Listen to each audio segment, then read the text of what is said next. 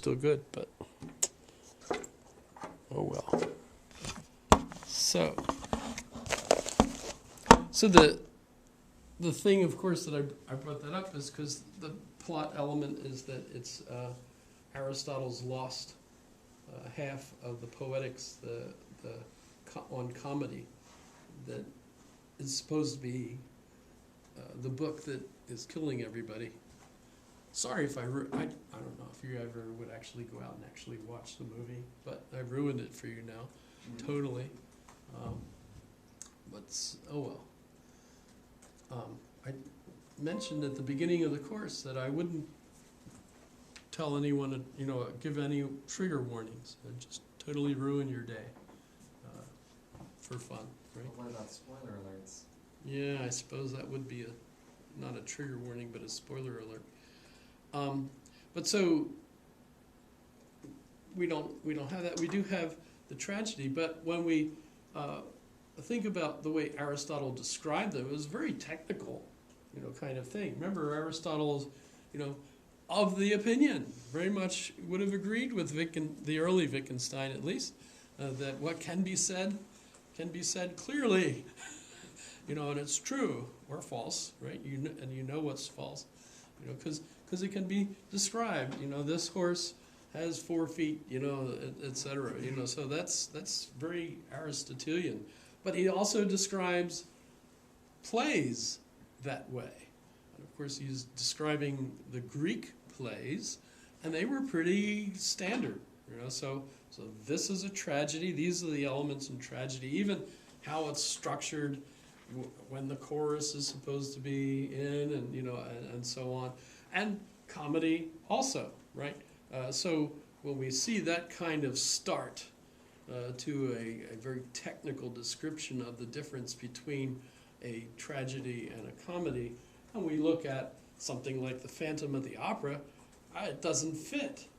It doesn't fit any of his category. Even Shakespeare, if you've ever had the fun in a course, the tragedy of whatever, right? And you go and you read it and you think, wait a minute, strictly speaking, this isn't a tragedy. King Lear, for example, is supposed to be a tragedy. And you might think, well, it's tragic. The old man gives his kingdom to 2 of his daughters, but then they fight one another, and they even end up killing him. So basically everybody's dead at the end, except for the ones that sweep, the bodies off the stage, basically. So that's kind of tragic, right? But for Aristotle, a tragedy is where the main character does everything right and still suffers in the end. So for example, the religious tragedies generally. So Jesus, he's perfect, and they crucify him anyway, right? So that's strictly speaking a tragedy, according to Aristotle. Only because I know, that was after Aristotle. I'm not saying that he, right. I didn't mean to think, you would think that I was saying that Aristotle said the life of Jesus was a tragedy because it was like 400 years before Jesus. So that didn't happen. But King Lear is not that kind of tragedy, because King Lear doesn't do everything right. In fact, he does everything wrong. That's the real problem. He becomes senile. I mean, that's my interpretation of the problem. Shakespeare, by the way, doesn't necessarily lay out, this is why this is tragic.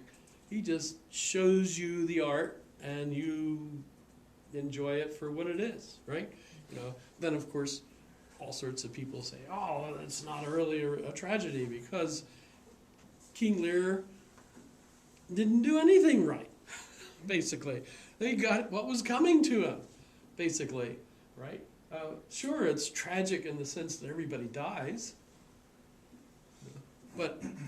and he especially misunderstands Cordelia, his youngest daughter, who really does love it, right? But that's, strictly speaking, Aristotle's description of it. It's not tragedy. But it's still kind of an interesting piece. because Aristotle's important. And Well, I think, yes. I haven't read or watched King Lear. Does Cordelia do everything right? No. No. So Goneril, I forget the second one, and then Cordelia. Cordelia is the youngest one. It starts off with him calling his daughters to him and asks them all to profess their undying love for him, in which case then he's going to give them a third of his kingdom. And the first two say that. And so I said, oh, I'll give you a third of the kingdom. Yet ups it actually to half, because Cordelia says, she's standing there with her husband, and she says to him, well, I can't swear undying love to you, Father. Of course I love you, but I love my husband. And he's furious with her for being honest with him. And so he kicks her out, right? She gets nothing, right? Which, right at the beginning you think to yourself, well, that's stupid. That's really wrong, right? She was just being honest. The other two were clearly, saying just what he wanted to hear from them, even though they didn't like him at all, right? So you know right from the beginning that he's made horrible choices here. I think one of the problems, of course, is if you have a tyrant, a monarch, an absolute king, and he has all the power, and he goes senile. How does a kingdom handle that? You don't have, a point where the person goes senile. There's not a point where all of a sudden someone says, now that clearly indicates Trump is crazy and we ought to replace him. It's not a cut and dry issue. I mean, that's a real problem in a lot of situations. What do you do with a person that used to be sane, but now he's, 160 years old and, he's starting to make stupid mistakes now, like brushing his teeth with hand cream, Sorry, that's a different movie. Sorry. That's Amelie. That's different. And Amelie set him up. She switched the tubes. Toothpaste. Yeah. Foot cream was the other one, not hand cream. You've seen that. You've seen the movie? It's been a long time since Amelie? I've seen Amelie. I actually don't remember that part. Did you say he was 160? I was just kidding. Okay. We don't really know how old he is. There is a real myth of Lear, which is kind of cool, and his children were supposedly turned into swans, and there's an island where there's a lot of swans, and those are supposedly Lear's children. It's a Scottish thing, I guess.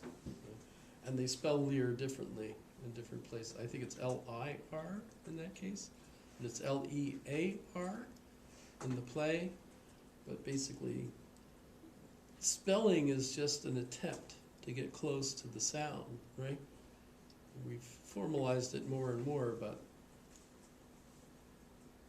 obviously you could go back, and that's one of the fun things in reading. Not Scottish.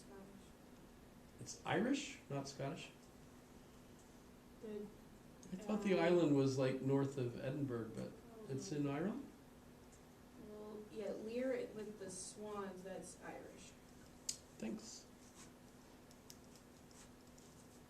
I'd double check with the Oculus. No, haven't. I've been to Edinburgh with my Oculus. That's pretty neat, going all around there.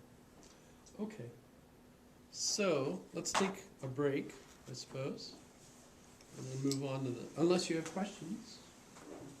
Aristotle's impressive. Shakespeare's impressive. In our culture, you are not allowed to say that Shakespeare was not impressive.